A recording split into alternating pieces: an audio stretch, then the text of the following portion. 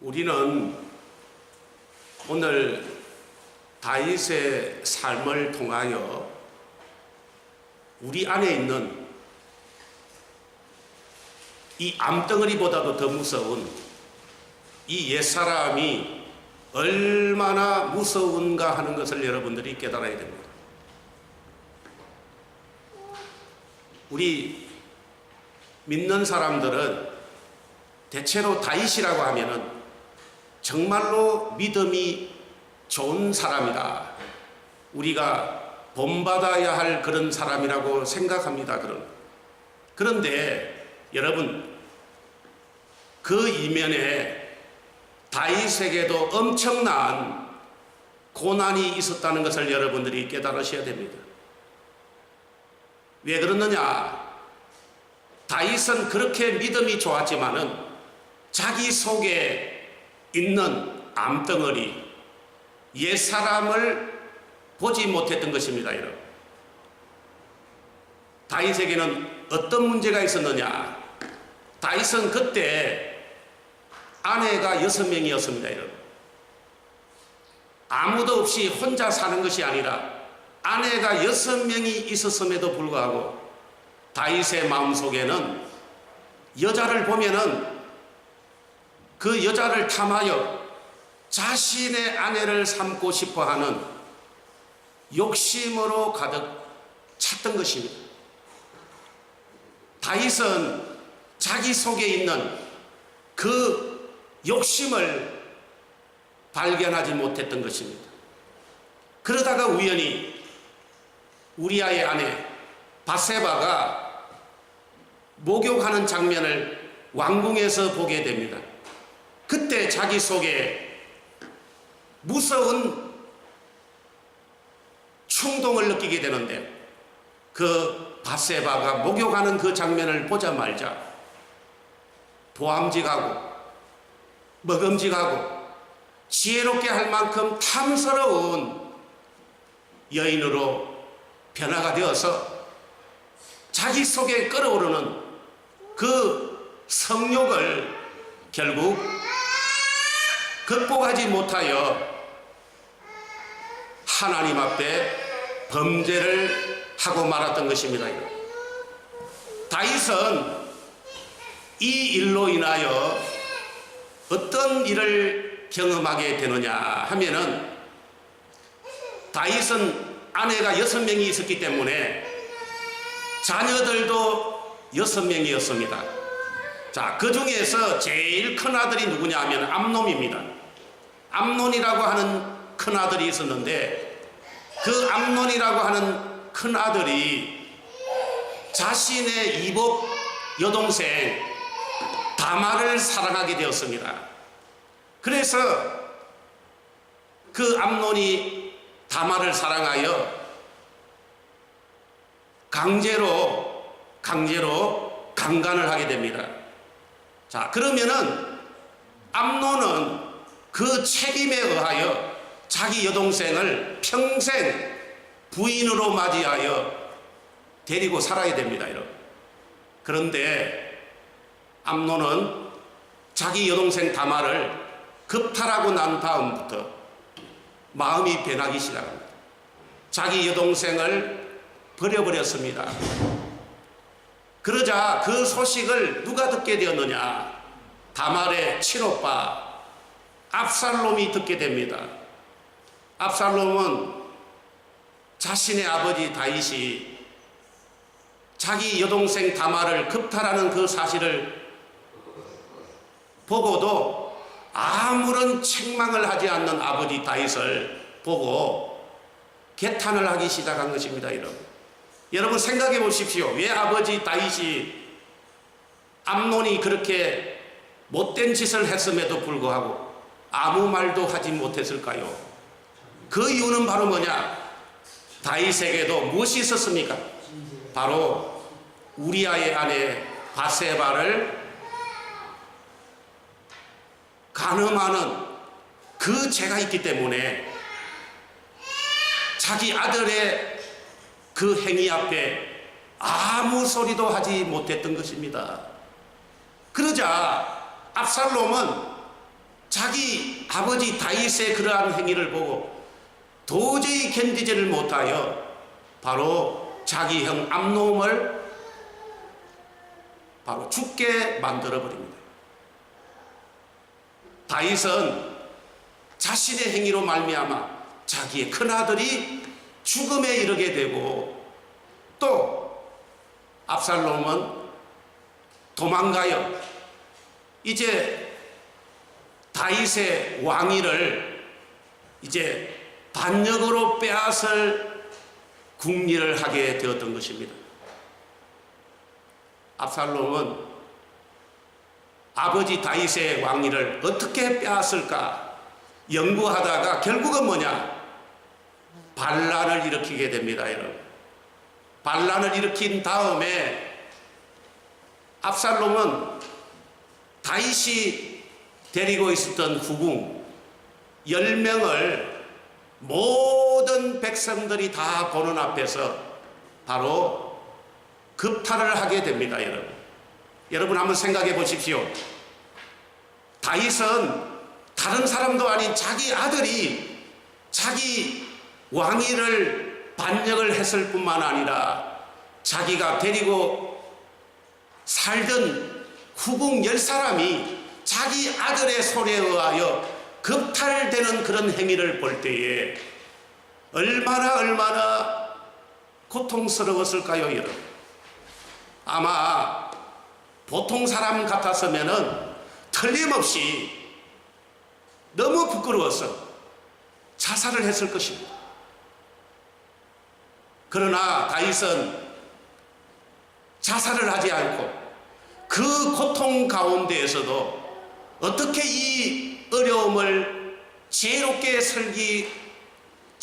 슬기롭게 해결할까 고민하다가 자기 속에 있는 무서운 이 옛사람의 욕심을 어떻게 끊어야 할 것인가에 대하여 고심을 하게 시작한 것입니다. 그래서 다윗이 그 고심 끝에 자기가 쓴 시가 바로 시편 51편의 시가 되는 것입니다. 우리 구약 성경 시편 51편 838페이지를 우리 같이 한번 읽어보도록 하겠습니다. 시편 51편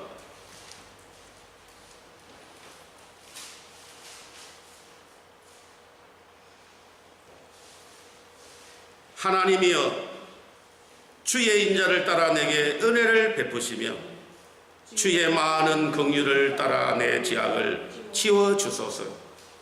나의 죄악을 말갛게 씻으시며 나의 죄를 깨끗이 제하소서. 물은 나는 내 죄가를 아오니 내 죄가 항상 내 앞에 있나이다.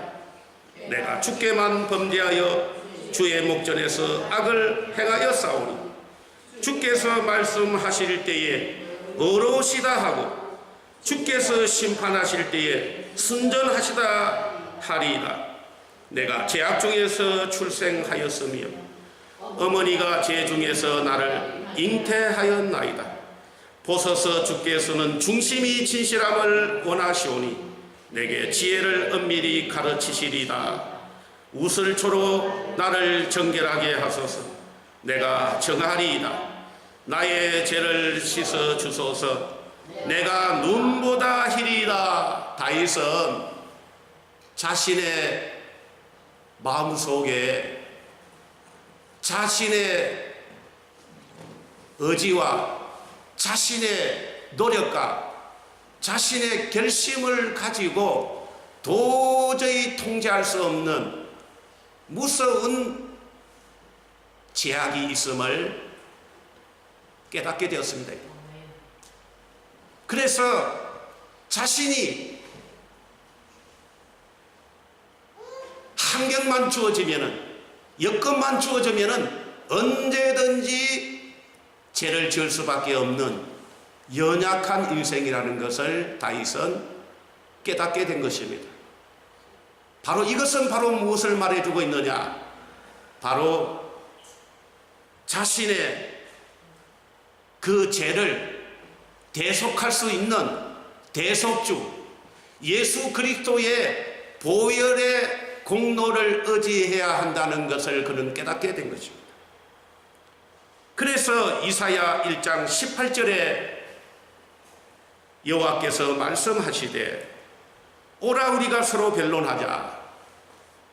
너희의 죄가 주홍 같을지라도 눈과 같이 희어질 것이고 진홍같이 붉을지라도 양털같이 희게 되리라.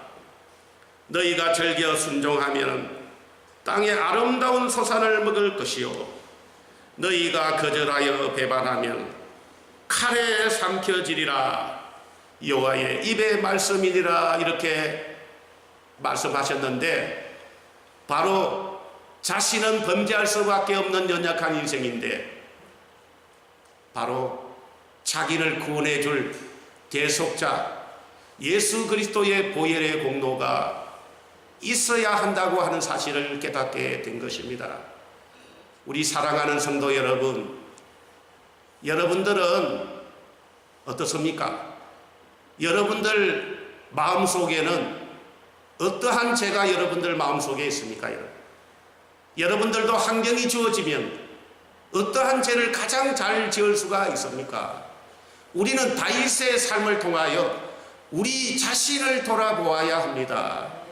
여러분, 우리 하나님께서 우리가 죄를 지어도 대속해 주십니다. 여러분, 죄가 없도록 그렇게 대속해 주지만은 여러분 착각을 하면 안 됩니다. 그러나 그 죄에 대한 형벌은 반드시 주어진다는 것을 여러분들이 깨달으셔야 됩니다. 오늘 다윗이 밧세바를 범하는 그 죄의 형벌이 얼마나 가혹했습니까, 여러분? 자, 다윗은 어떠한 고난을 받았습니까? 첫째, 자신의 사랑하는 두 아들을 잃어버렸습니다. 누구를 잃었습니까? 암논과 압살롬을 잃어버렸습니다. 두 아들이 죽어버렸습니다. 그것도 그냥 죽는 것이 아니라 두 아들이 서로 미워하여 결국은 뭡니까? 압살롬이 암논을 죽이게 되고 압살롬은 어떻게 죽었습니까? 반역에 의하여 죽음을 당했습니다. 그뿐입니까? 압살롬은 다윗의 왕위를 반역했습니다. 여러분 생각해 보세요. 다른 사람도 아닌 자기 아들이 자신의 왕위를 반역한다고 할 때에 그 아버지의 고통이 얼마나 컸겠습니까? 그뿐입니까? 그 압살롬은 다윗의 왕위를 빼앗고 난 다음에 아버지가 데리고 있었던 후궁 10사람을 모든 백성이 다 보는 앞에서 강간을 했습니다. 왜 이러한 부끄러움을 당하게 했을까요, 여러분? 그것은 다윗이 얼마나 죄가 무서운가 하는 것을 몰랐기 때문에 그렇습니다, 여러분. 여러분들은 죄 한 번 지으면은 별거 아니다 이렇게 생각하기가 쉽지만은 여러분들이 일생을 살면서 여러분들이 짓는 죄 하나가 얼마나 큰 잘못을 초래하고 있다는 사실을 여러분들은 꼭 깨달으시고 부디 죄가 얼마나 무서운가 하는 것을 깨닫고 교훈을 삼아야 합니다. 그래서 다윗은 자기 속에 있는 그 죄악의 무서운 것을 깨닫고 난 다음에 그 죄를 대속해 줄 수 있는 대속주 예수 그리스도의 보혈의 공로가 늘 가까이 있어야 한다는 것을 그는 발견하게 된 것입니다. 두 번째로는 다윗이 무엇을 발견했느냐?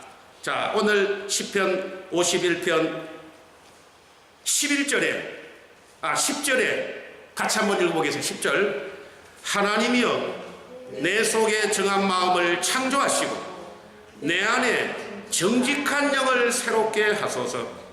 나를 주 앞에서 쫓아내지 마시고 주의 성령을 내게서 거두지 마소서. 여기 10절에 보면은 정한 마음을 창조하시고 정직한 영을 새롭게 해달라고 하는 것은 무엇이냐? 여러분, 아무리 사람이 자기 마음속에 있는 욕심이 작용하여 죄를 지으려고 할 때에 그 죄를 제어할 수 있는 능력이 있어야 된다는 것입니다. 여러분, 자기 마음속에 일어나는 그 죄를 짓고자 하는 그 마음, 죄를 지을 수밖에 없는 그 마음이 있었을 때에 그 마음을 통제하고 조절할 수 있는 능력이 있어야 된다는 것입니다. 여러분, 왜 사람들이 죄를 짓습니까? 여러분, 죄를 짓는 이유는 바로 뭐냐? 자기 죄를 자기가 다스리고 그것을 조절하지 못하기 때문에 그렇습니다. 어떤 사람도 자기가 죄를 짓고 싶을 때 그 죄를 통제하고 조절할 수 있는 능력이 된다면 죄를 지을 사람은 아무도 없었을 것입니다. 아브라함이 하나님의 명령을 따라서 하나님이 지시하는 땅 가나안으로 갔습니다. 베델과 아이 지역에 도착을 했습니다. 그곳에 도착하고 보니까 기근이 있었습니다. 여러분, 기근이 있었을 때는 어떻게 해야 됩니까? 그 기근을 주신 하나님 앞에 간절히 기도해야 합니다. 왜 하나님이 나에게 이렇게 가난을 주셨을까? 기근을 주셨을까? 그 하나님의 뜻을 생각하면서 엎드려 하나님 앞에 간절히 기도했더라면 틀림없이 아브라함은 그 기도 속에서 하나님의 음성을 들었을 것입니다. 다시 말하자면 아브라함은 자기가 기근이 있었을 때에 기근을 다스릴 수 있는 능력이 생겼을 것입니다. 그러나 다윗의 마음속에는 기근을 다스릴 수 있는, 물질적인 어려움을 다스릴 수 있는 무엇이 없었습니까? 믿음이 없었다는 것입니다. 믿음이 없기 때문에 결국은 자기 속에 있는 물질의 그 욕심, 물질을 따라가고 싶은 그 욕심에 끌려서 어디로 내려갔습니까?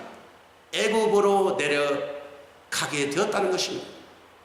만약에 그때 다윗의 마음속에 정한 마음이 있었고 정직한 영이 자리를 잡고 있었더라면 틀림없이 정한 마음과 정직한 영이 아브라함에게 충고했을 것입니다. 아브라함아, 너의 욕심은 애굽으로 내려가고 싶지만 하나님은 너가 애굽에 내려가는 것이 하나님의 뜻이 아니란다. 그러니 좀 힘들고 어렵더라도 하나님의 뜻을 쫓아서 여기에 머물고 기도하자. 만약에 그렇게 자기 스스로 자기를 통제를 했더라면 아브라함은 애굽으로 내려가는 실수를 하지 아니했을 것입니다. 여러분, 마찬가지입니다. 다윗도 우리아의 아내 밧세바를 보고 정욕이 발동했을 때에 만약에 다윗의 마음속에 정한 마음과 정직한 영이 있었더라면 그 정직한 영이 다윗에게 충고를 했을 것입니다. 다윗아, 너가 여인을 보고 견디지 못하는 그 마음을 절제하라. 만약에 너가 절제하지 못하면 큰 낭패를 당하게 된단다. 남자가 여자를 보고 여자를 탐하고 싶은 마음은 본능이지만은 그러나 너의 본능을 너가 잘 다스려서 그 정욕을 억제할 수 있는 능력을 너가 가져야 되지 않겠느냐. 만약에 다윗이 그때 하나님 앞에 하나님이여, 저의 마음속에 일어나는 이 본능적인 이 욕구를 극복할 수 있는 믿음을 달라라고 기도를 했더라면 여러분 어떻게 되었을까요? 다윗은 틀림없이 그 본능을 제어할 수 있었을 것입니다. 여러분. 아멘. 그렇기 때문에 오늘 다윗이 이제 실수를 하고 난 다음에 자기가 깨달은 것이 바로 뭐냐? 오늘 10절에 하나님이여 내 속에 무엇을 달라고요?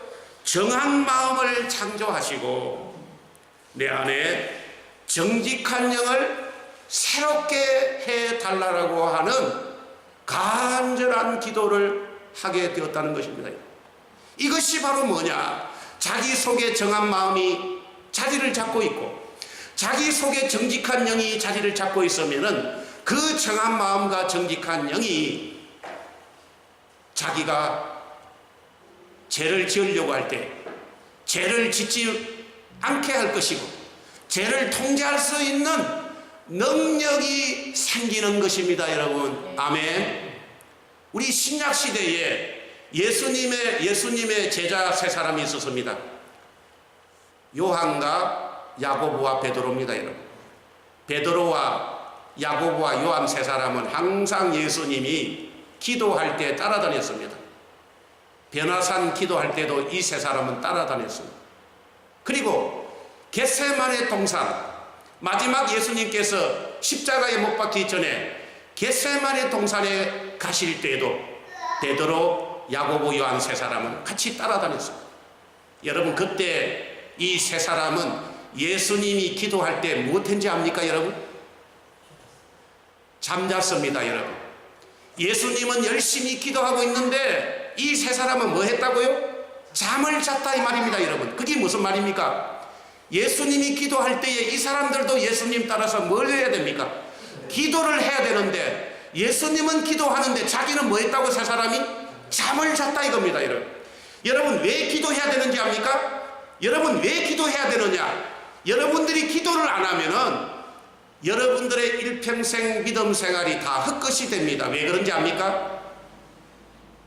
여러분들 속에는 옛사람이 여러분들 마음속에 자리 잡고 있다는 것을 아셔야 됩니다.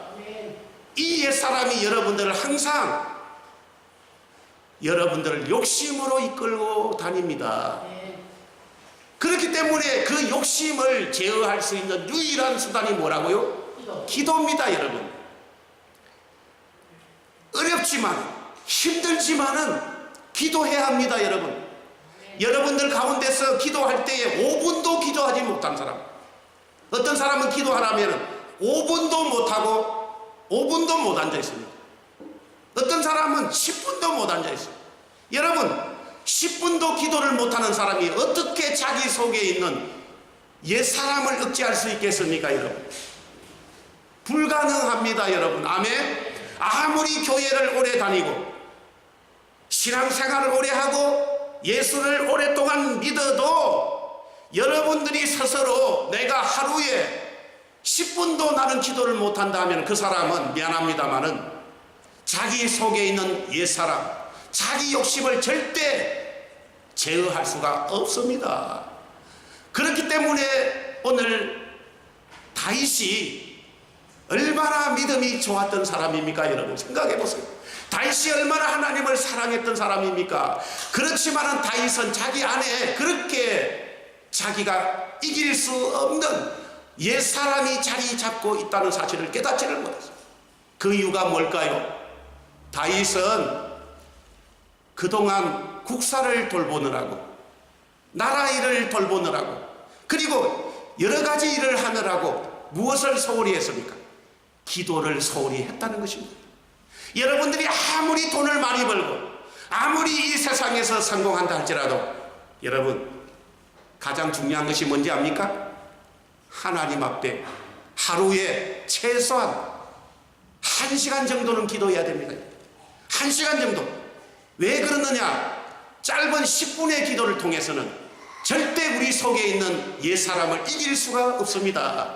제가 기도해 본 결과 최소한 30분 이상은 기도를 해야 자기 속에 있는 정욕, 자기 속에 있는 옛사람의 그 욕심을 끊을 수가 있습니다, 여러분.